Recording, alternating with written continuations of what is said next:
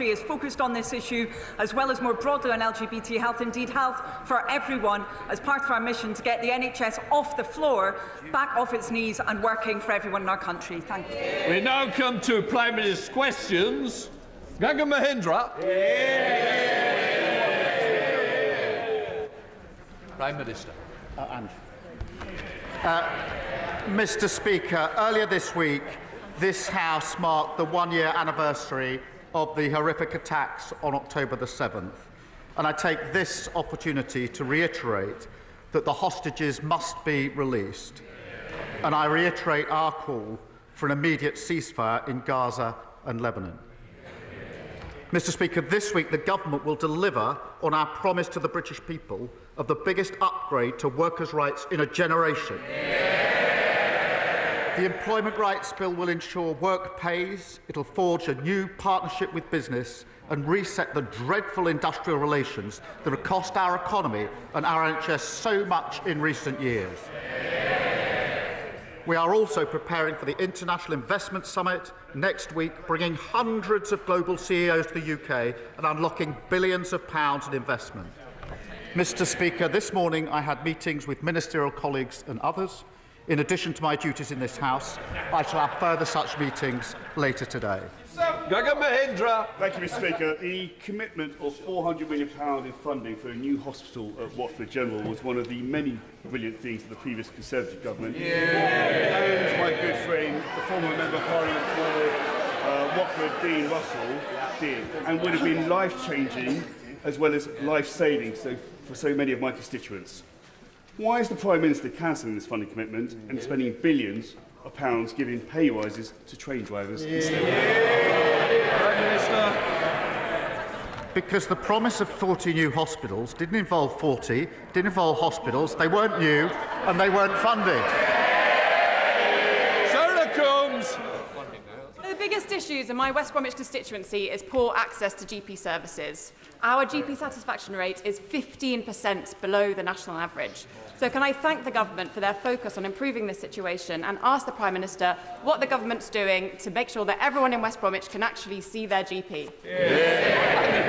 Well, I thank her for her question. The most visible sign of failure of the last government was the NHS. And we are going to expand the role of community pharmacies and accelerate the rollout of independent prescribers. We need much more care to be delivered in local communities to spot problems earlier, and we'll train thousands more GPs. We were elected to change the country, and that means getting the NHS back on its feet. And my honourable friend, the Chancellor, will have much more to say about that in the budget, about fixing the foundations of our economy so we can put money in people's pockets, fix our public services and rebuild Britain. Leader of the Opposition, Rishi Sunak. Mr. Speaker, tomorrow the government will publish their anticipated changes to employment law. Given the weekend's events,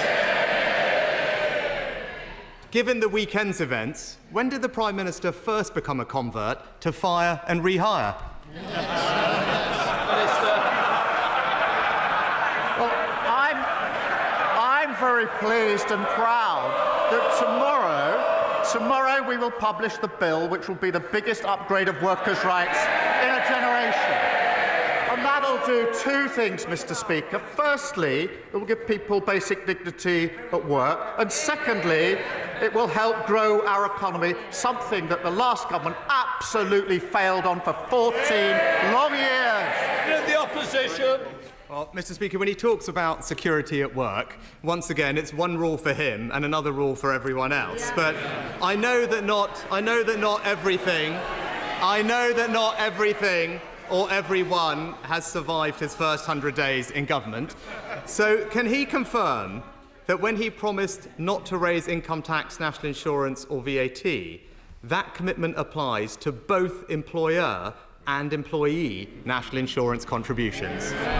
Minister. Mr. Speaker, as he well knows, I'm not going to get drawn on decisions that will be set out. We made an absolute commitment in relation to not raising tax on working people. He, of course, was the expert's expert on raising taxes. And what did we get in return for it? We got a broken economy, broken public services, and a £22 billion black hole in the economy. We're here to stabilise the economy, and we will do so. Leader of the Opposition. Mr. Speaker, I don't think even Lord Ali is buying any of that nonsense. But I'm not asking, Mr. Speaker. I'm not asking about the budget. I'm not asking about the budget. I'm asking specifically. I'm asking specifically about the promise he made to the British people. So let me ask him again, just to clarify his own promise. Does his commitment not to raise national insurance apply to both employee and employer national insurance contributions? We set out our promises in our manifesto. We returned with a huge majority to change the country for the better. And I stick to my promises in the manifesto. But I notice it's question 3, and he hasn't yet welcomed the investment into this country. We've had in recent months £8 billion from Amazon for jobs across the country, £10 billion from Blackstone's jobs across the North East, £22 billion on carbon capture jobs in the North East and the North West, 500 million, Mr. Speaker, for UK buses in Northern Ireland. While we're investing in our economy, what are they doing? They're arguing about whether to scrap maternity pay. Leader of the Opposition. Mr. Speaker, I'm very happy to welcome investments that this government negotiated, but when it comes to his answer on tax, Mr. Speaker, businesses across the country would have found his answer just about as reassuring as Sue Gray did when he promised to protect her job, Mr. Speaker. So let me turn. It's no wonder confidence is plummeting on his watch, which he didn't mention, but turning to another commitment. Before the election, his Chancellor said changing the debt target in the fiscal rules would be tantamount to fiddling the figures. Does he still agree with the Chancellor? Prime Minister. This is literally the man who was in charge of the economy. 14 years they crashed the economy. And what did they leave? A £22 billion black hole in the economy. Unlike them, we won't walk past it, we will fix it, and it's only because we're stabilising the economy that we are getting the investment into this country. But I still notice he hasn't really talked about that investment. We're powering ahead with clean British energy. We're changing the rules to build 1.5 million homes and returning railways to public ownership. And they've got nothing to say about any of this. Mr. Speaker, on debt, we left them the second lowest debt in the G7, Mr. Speaker. And as the Institute of Fiscal Studies have said... Order. I will hear the Leader of the Opposition. Mr. Speaker, as the Institute of Fiscal Studies have said, it's hard to escape the suspicion that the government is attracted to this change because it would allow for significantly more borrowing. Now, his Chancellor previously said that this change, and I quote her words, would be fiddling the figures. So it is a simple question. Does he still agree with the Chancellor? Prime Minister. I see it's back to his old script. They've never had it so good. That didn't work so well at the election front. Might be time to change that. I'm not going to get drawn on issues for the budget, just as he wouldn't when he was standing at this dispatch box. But meanwhile, we're investing, we're building the NHS fit for the future, back on its feet, better opportunities for young people and protections at work. After 14 years of Tory failure, we're giving the country its future back. And that's the difference that Labour delivers. Mr. Speaker, it is clear he's opened the door to raising employer national insurance contributions, including on pensions, and fiddling the figures that he can borrow more. And he talks about what he's achieved. Well, economic confidence is plummeting, growth is now stalling, and the UK's borrowing costs are rising on his watch, Mr. Speaker. But, Mr. Speaker, can I close on another important topic? Because yesterday's intervention from the head of MI5 will have been sobering for the whole House. and not least his warning that Britain faces the most complex and interconnected threats in our country's history. Now, I know the Prime Minister will agree with me that we all owe our security services a debt of gratitude for what they do to keep us safe. But can the Prime Minister confirm that the forthcoming terrorism bill will give our security services the powers they need to tackle evolving threats? And I can assure him of our constructive support on these vital questions of national security in the same spirit that he provided that support to me. Prime Minister. Well, I can confirm that we will give the security forces and services the powers that they need, and I hope that is a shared objective across the House. They do an incredibly important job for us. But he talks about the economy. It's a real shame the party opposite can't simply... Well, he did at the beginning of his question a moment ago. Listen on. It's a shame they can't celebrate Britain's success under this government. Of course we've got to take tough decisions. But when investment is pouring in, as it has been in recent weeks, when the NHS strikes are coming to an end, when houses are getting built, we're delivering the biggest upgrade of workers' rights in a generation. It's time for them to accept that we're fixing the foundations. So whilst they fight amongst themselves in the comfort zone of unfunded promises, threatening to scrap the minimum wage, we're going to get on with the job of clearing up the mess that they made and fighting a better country that people are crying out for. Adam Jogi.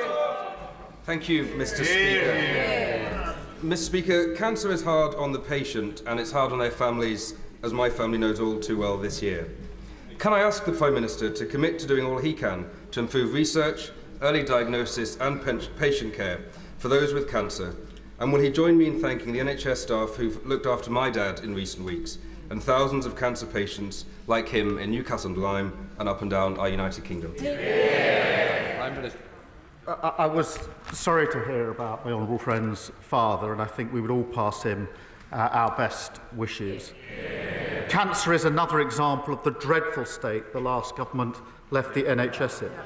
The Darzi report published just a few weeks ago showed that some cancer standards have not been met since 2015, and no progress was made in diagnosing cancer at stage 1 and stage 2 between 2013 and 2021.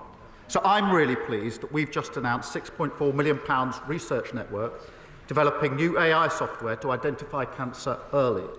We will get the NHS catching cancer on time, diagnosing it earlier and treating it faster. Leader of the Liberal Democrats, Sir Ed Davey. Thank you, Mr. Speaker. Across this House, we all agree that we need to get our economy growing strongly again so we can improve people's lives and raise the money for our public services.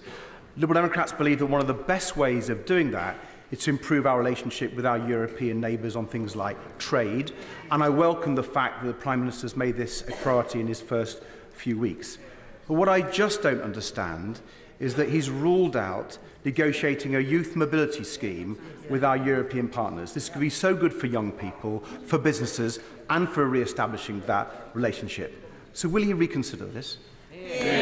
Prime Minister. Well, he's right. We do need a better deal with the EU than the bad deal we got under the last government. And that's why I was very pleased to meet the President of the Commission last week to talk about how we can improve on the deal. In our manifesto, we had clear red lines about the single market, customs union, freedom of movement, and we will negotiate with those red lines in place. Davey. Well, I'm disappointed about the youth mobility scheme. Maybe we can come back to that. But he's right to say one of the many problems for our economy coming from the dreadful Brexit deal was the red tape that's been put on businesses. Now, there are many examples of that, Mr. Speaker, but a new example came to me earlier this week, and it affects fishermen in the Falklands, who are otherwise having to pay huge amounts in tariffs to be able to sell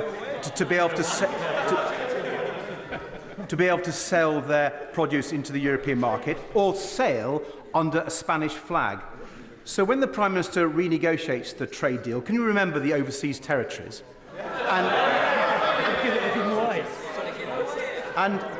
And ensure that British citizens fishing off the Falklands can sail proudly under the Union Jack? Prime Minister. My uncle nearly lost his life when his ship was torpedoed defending the Falklands. They are British and they will remain British. and sovereignty in Gibraltar is equally not to be negotiated. Of course, we will do everything we can to make it easier for all businesses to trade more freely so that we can grow our economy. I'm very, very clear about the Falklands. It's personal to me. John Pearce. Thank you, Mr. Speaker. Conservative-led Derbyshire County Council are proposing to cut adult day centres and care homes across Derbyshire. Yeah. My constituent, Pat, was diagnosed with dementia in 2016. The Jubilee Centre in New Mills is a lifeline for her and her family. She always returns happier, less confused and less anxious. And for her partner David and main carer, it provides vital respite while she's there. They do not know how they'll survive without it. Will the Prime Minister join with me in asking the Conservatives on Derbyshire County Council to think again and oppose these devastating cuts to older people and their families? Well, I'm shocked to hear of the impact on Derbyshire Council that he's just described, who are proposing cutbacks on adult social care. And councils across the country were at the front line of the last government's ruinous economic failure. It's left people who rely on services counting the cost. Now, there's no quick fix to this, but we will provide councils with more stability and certainty through multi-year funding settlements, ensuring councils can plan their finances for the future properly. And we will work with local leaders to deliver this. Thank you, Mr. Prime Minister. Any sense of unease that though he is the Prime Minister of Great Britain and Northern Ireland, there are over 300 areas of law in Northern Ireland where the legislation is made in a foreign parliament.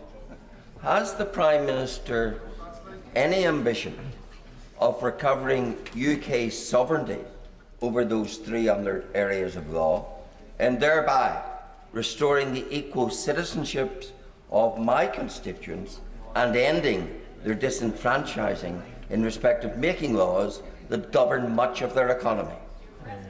Prime Minister. I thank him for raising that issue, which of course is an important issue. The Windsor Framework was negotiated by the last government. We supported it, and we continue to support it, and will work to make sure it's implemented properly and fully. Dame Meg Hillier. Mr. Speaker, 1 in 2 children in my constituency live in poverty after housing costs are taken into account. So I welcome the government's commitment to tackling child poverty. But we all know that every year of poverty has a long-term impact. So could the Prime Minister tell us that the Welcome Child Poverty Task Force, which is underway, could he tell us when he expects that to report so we can see action? Well, I thank my honourable friend for a very important question. It is appalling that child poverty went up 700,000 since 2010. And after the last Labour government did so much to bring it down, and tackling this is at the heart of our mission to break down the barriers to opportunity. The task force is developing the strategy to reduce child poverty, and it will be published in spring of next year. Shavanda Raji. Speak for Leicester. The Prime Minister's decision to impose VAT on independent schools strips hard-working families of the choice for what is best for their children, while risking job losses for teachers, increasing class sizes, and squeezing state school resources to their absolute limit. With these impending threats, what actions is the Prime Minister taking to mitigate these effects if he is not undertaking an impact assessment to understand them? I do understand that many parents across the country save hard to be able to send their children to private school because they have aspiration for their children. So does every parent who sends their children to a state school. And the problem we have is we don't have enough teachers in key subjects in our state secondary school. Now, the party opposite may be prepared to tolerate that. I'm not. And that's why we've made this change to fund 6,500 teachers. And they chunter on. But they have to answer the question, which none of them are answering. If they're not going to make this change, are they going to leave our state secondaries without the teachers they need? Or are they going to cut the education budget by £1.5 billion? Which is it? Alex McIntyre.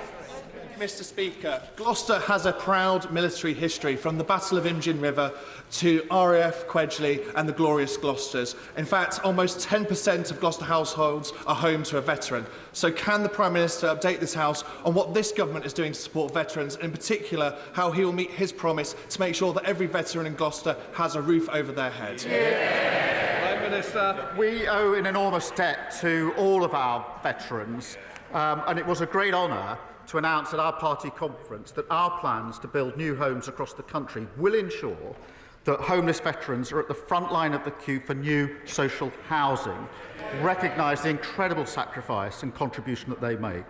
We will repay all those who served us and house all veterans in housing needs, ensuring homes are there for heroes. We're also ensuring veterans have access to support, including with mental health and employment. Sir Julian Smith.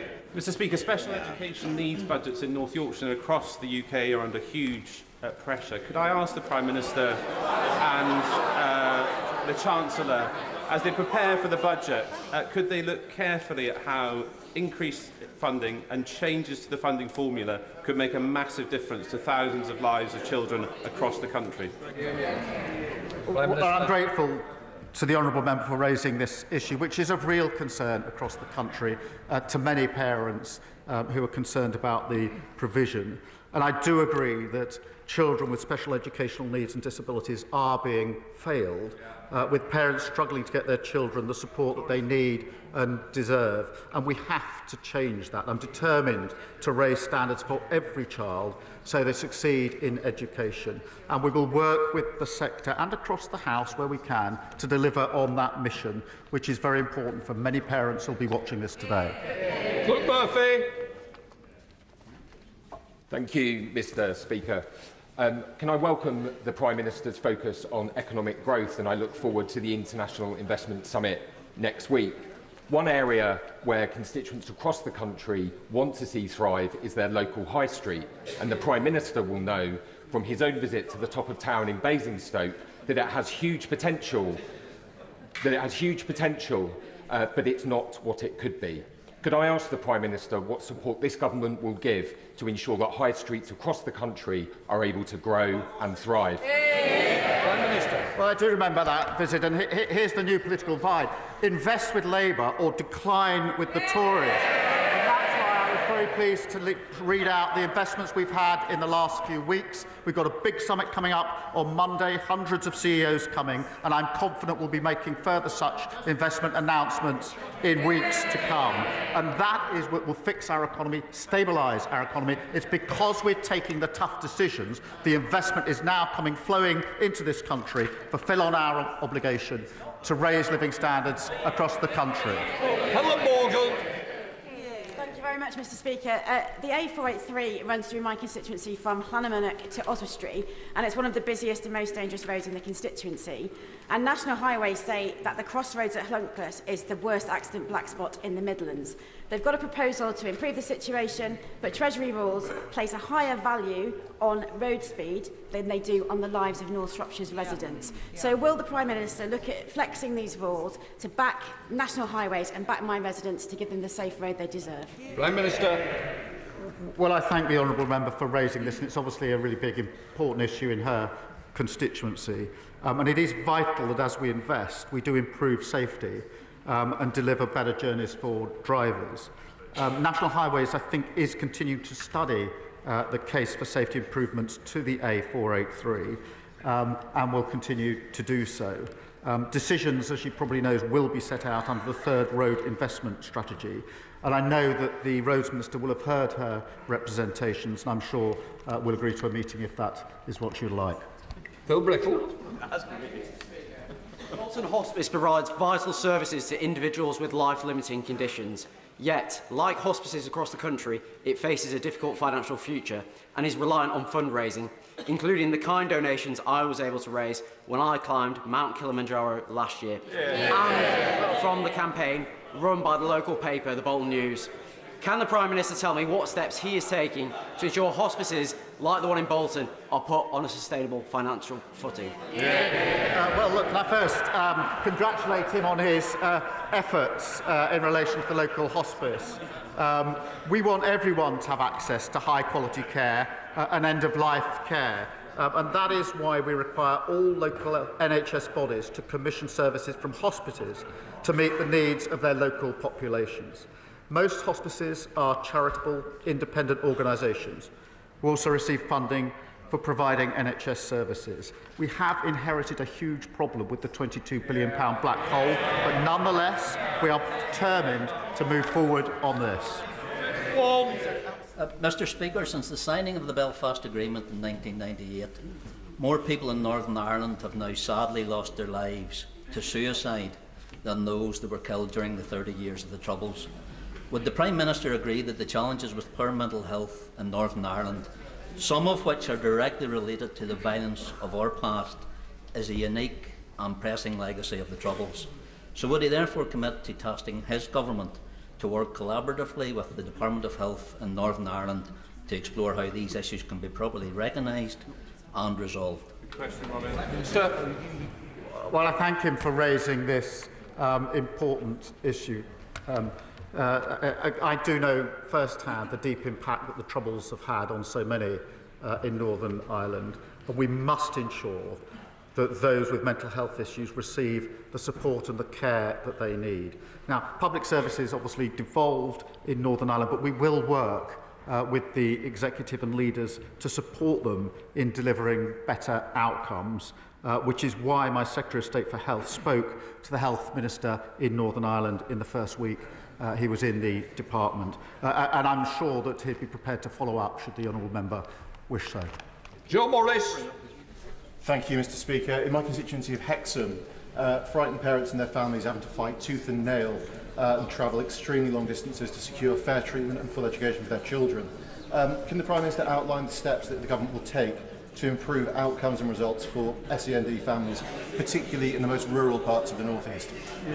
Prime Minister. Well, I thank him for his question. I think this reinforces that the SEND provisions were a failure of the last government, particularly in rural communities. This has come from both sides of the House. It's a really important issue. We have a duty now to pick this up and to ensure that all children with SEND receive the right support to succeed in their education, and we will continue to do so.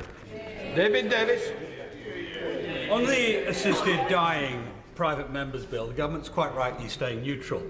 But the real issue with that bill is the time constraints of private legislation make it very difficult to get it right first time. If we get this wrong first time, the consequences are too terrible to contemplate. In 1967, the government of the day gave the government time to allow David Steele's abortion bill to go through. Would the Prime Minister commit to giving extra time, out of government time, to this bill to ensure that we get this right first time? Prime Minister. I thank him for raising this question on a really important issue. And I do understand there are strongly held views across the House and on both sides and within both sides, if I can put it in that way. I do agree with him that it is important that we ensure that any change to the law, if there is to be one, is effective. Now, if this House gives the bill a second reading, it will, of course, then go to the committee as usual, which will allow that more detailed scrutiny. But we do need the discussion more broadly on this important issue. No law. With shared prosperity funding drawing to a close and Cornwall having some of the greatest potential in Europe in critical minerals and renewable energy, it's time for our aspiring Celtic tiger to identify much more strategic sources of investment funding which take us away from the short-termist begging bowl politics of the last decade. Will the Prime Minister meet with the Cornish MPs to discuss the future of industrial and social funding in Cornwall? Minister. Well, my honourable friend is a proud Cornish MP and is absolutely right that economic growth must be spread across the country. It cannot simply be focused in the South East and London. And he'll have seen today, no doubt, the Floating Offshore Wind Task Force report, which sets out that the UK's industry can support tens of thousands of jobs, including huge opportunities, job opportunities in the southwest, and I will ensure that a meeting is arranged with him, with the appropriate minister. Wendy Chamberlain. That affects thousands of children potentially across the UK. I first raised it in this chamber 18 months ago when I heard about the devastating impact from a constituent.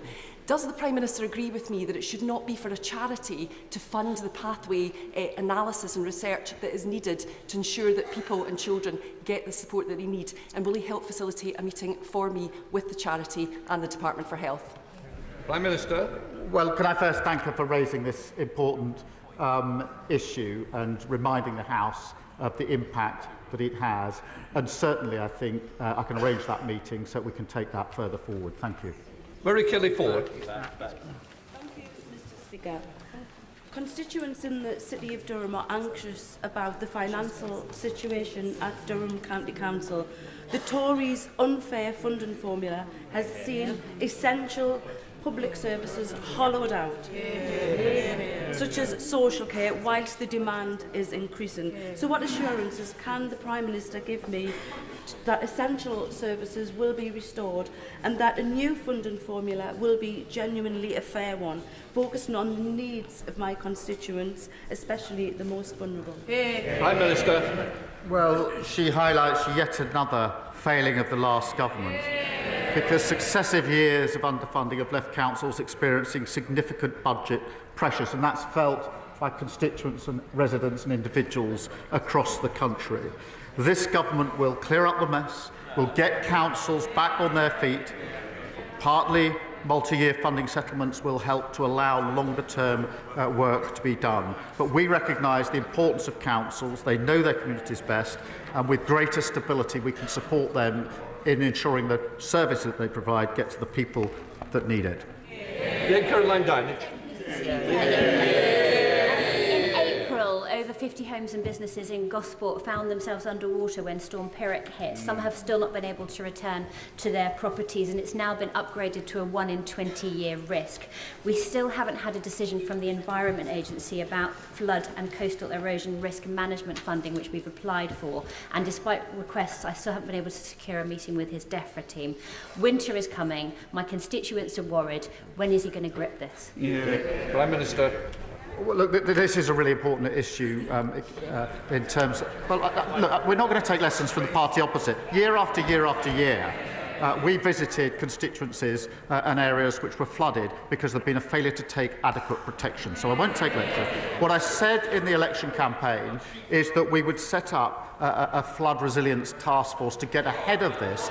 We will do that, and I'll ensure that she can get such further information as she needs. Dawn Butler, final question. Thank you, Mr. Speaker. October is Black History Month, and the theme this year is reclaiming the narrative. I want to thank Mr. Speaker for the event that you will be doing in your apartments with the Temptations and the Prime Minister. The Temptations tribute band. And the Prime Minister will be having an event in number 10 this evening. Will the Prime Minister agree with me that it's important that we continue to have a debate on the floor of this House in government's time on Black History Month? Prime Minister. Well, I'm not sure just at the moment going to something that's labelled Temptations is quite where I need to go. Look, this is a really important initiative. There will be... it is important it's being marked, and I'm very pleased to be hosting the event this evening, to which I think she is coming. Thank you. Right, that completes Prime Minister's questions.